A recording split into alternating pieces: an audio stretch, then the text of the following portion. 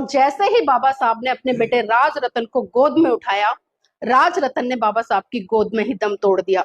ये मंजर देखकर माता रमाबाई बिलक बिलक कर रोने लगी और साहब का कॉलर पकड़कर कहने लगी कि साहेब बस कीजिए, बस कीजिए साहेब, बस कीजिए।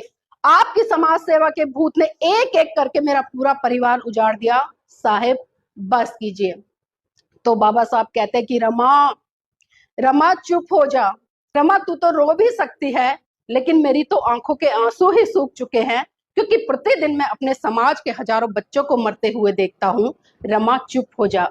तो माता रमाबाई फिर कहती है कि साहेब, साहेब मैं आज फिर चुप हो जाऊंगी, लेकिन आप मुझे एक बात बता दीजिए कि जब जब आप अपने बेटे राज रतन को गोद में खिलाया करते थे तो बड़े हर्षोल्लास के साथ कहा करते थे कि रमा, रमा मेरा बेटा राज रतन बड़ा होकर एक दिन इस देश पर राज करेगा।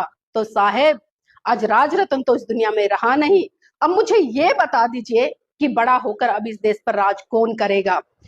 तो बाबा साहब राज रतन के पार्थिव शरीर पर हाथ रखकर कसम खाते हैं और कहते हैं कि रमा, रमा मैं भारत देश में एक दिन ऐसा काम करके जाऊंगा कि भारत की हर रमा की कोख से जन्म लेने वाला राज रतन इस देश पर राज करेगा, इस देश पर राज करेगा।